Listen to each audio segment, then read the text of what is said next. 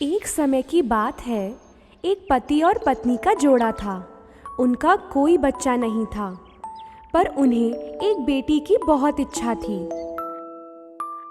कुछ दिनों बाद उनको बच्चा होने वाला था। एक दिन उन्हें खिड़की के बाहर एक लेट्यूस गार्डन दिखा। तब से उन्हें वहां से लेट्यूस खाने की इच्छा हुई।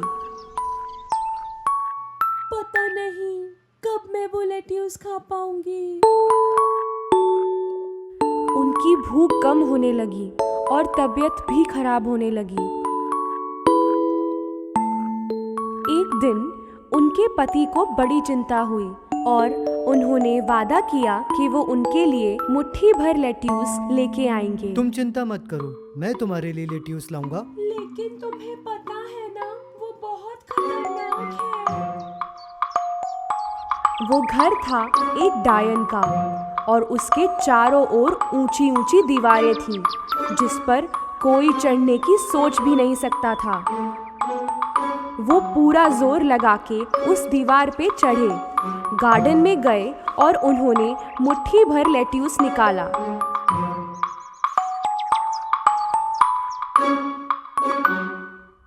उनकी पत्नी ने बड़े शौक से लेट्यूस खाया और बेहतर महसूस करने लगी।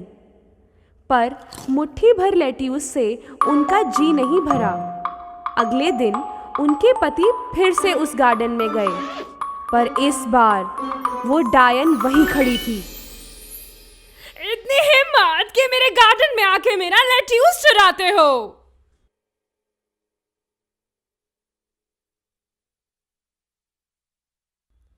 तो तुम मुझसे पूछ तो सकते थे ना। मेरी बीवी पेट से है और उसे आपके लेट्यूस बहुत पसंद हैं। माफ कर दूं? तुम्हें तो सजा मिलेगी। अगर मेरी पत्नी ने लेट्यूस नहीं खाया तो बीमार हो जाएगी और बच्चे को परेशानी होगी। प्लीज। तो क्यों ना एक सौदा करें? तुम्हें जितना चाहो यहां से लेट्यूस ले जाओ, पर एक शर्त पर। तुम्हारे बच्चे का जन्म होते ही मुझे दे दोगे। डर के मारे उन्होंने हाँ कह दिया। कुछ दिनों के बाद बच्ची हुई और डायन आके उसे ले गई।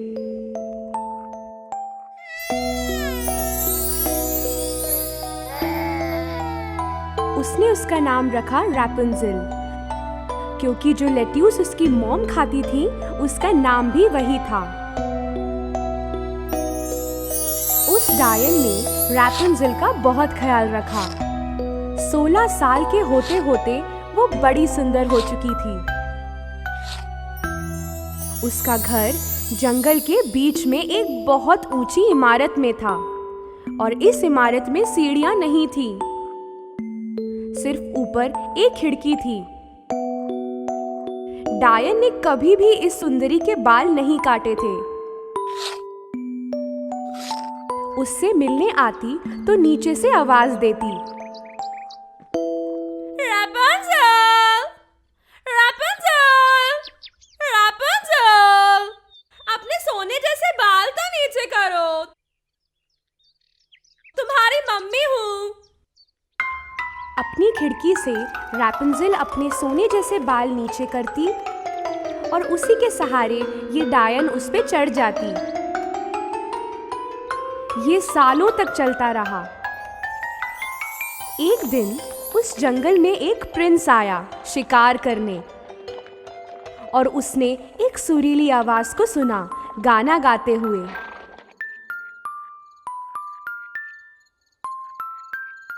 वाह, कितनी सुरीली आवाज है। उसने सोचा और आवाज की ओर बढ़ता गया। रैपुंज़ेल की इमारत के पास आके उसने बायां देखा, फिर दायां, पर कोई सीढ़ी वीढ़ी नजर ही नहीं आई।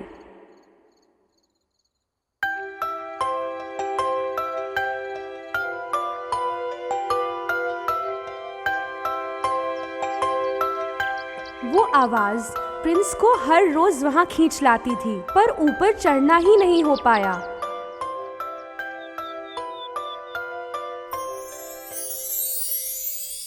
एक रात इमारत की तरफ जाते हुए उसे नीचे डायन दिखी।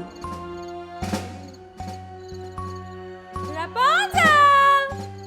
रपुंज़ल! रपुंज़ल!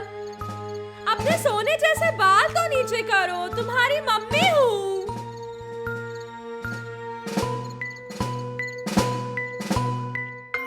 अपनी खिड़की से रैपुंज़ेल ने अपने सोने जैसे बाल नीचे करती और उसी के सहारे ये डायन उस पे चढ़ जाती। अगले दिन सूरज ढलते ही प्रिंस वहां गया और आवाज बदल के चिल्लाया, रेपुंज़ल!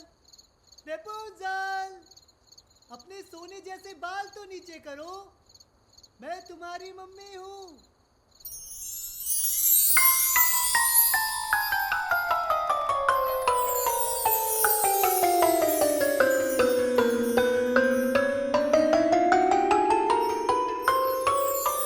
अपनी माँ के अलावा पहली बार किसी इंसान को देखा।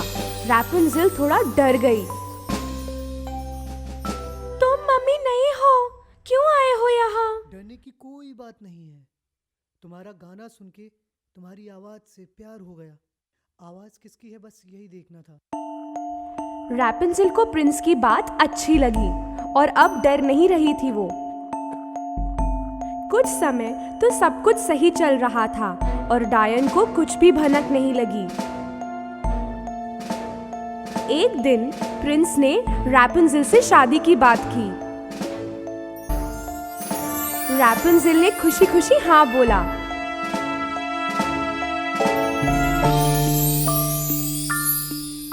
पर रैपुंज़ेल को नीचे जाने का कोई तरीका नहीं सूझ रहा था। अचानक एक आइडिया आया। हर बार प्रिंस एक कपड़े का टुकड़ा लेके आता था, रैपुंज़ेल उनको जोड़ के एक रस्सी बना रही थी। पर एक दिन रैपुंज़ेल से एक गलती हो गई और उसके मुंह से एक बात निकल गई। मम्मी, आपसे ज्यादा तेज तो प्रिंस चढ़ता है। प्रिंस? कौन प्रिंस? डायन को समझ में आ गया कि कुछ गड़बड़ है और वो चिल्लाने लगी। तुमने मुझे धोखा दिया है। मैं तुम्हें बाहर की दुनिया से बचाना चाहती थी।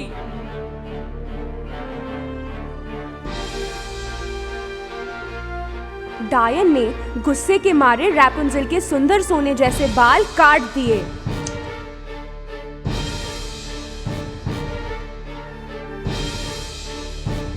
और उसे एक दूर दराज के रेगिस्तान में भेज दिया। उस रात डायन घर पे प्रिंस के आने का इंतजार कर रही थी। थोड़ी देर में प्रिंस की आवाज आई।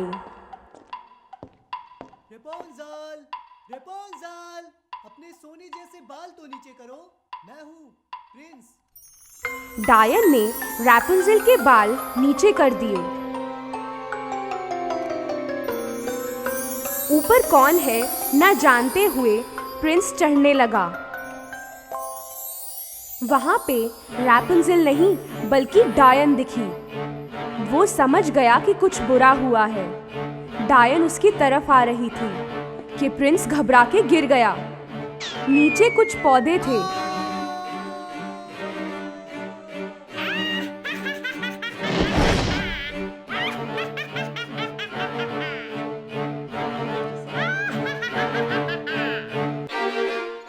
नीचे कुछ पौधे थे तो प्रिंस बच गया, पर आंखों में कांटे लगने की वजह से वो देख नहीं पा रहा था।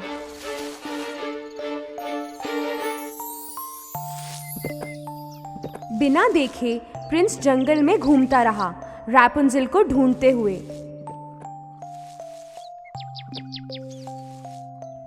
रास्ते में फल भी मिले, तोड़ के खा लिया। चलते चलते इतनी दूर आ गया कि रेगिस्तान पहुंच गया। और अचानक कुछ हुआ। एक सुरीली आवाज सुनाई दी। वो आवाज वो पहचानता था। वो उस आवाज की तरफ जाने लगा, चिल्लाते हुए।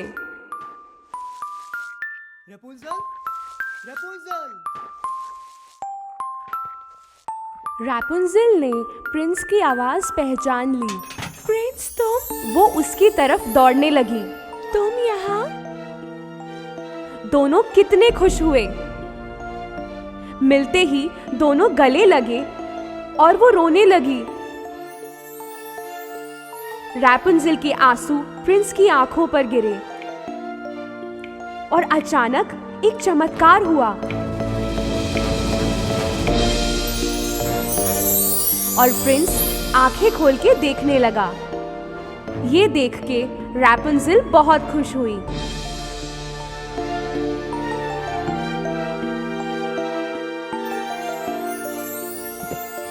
दोनों एक साथ प्रिंस के किंगडम गए, जहां लोगों ने उनका स्वागत किया।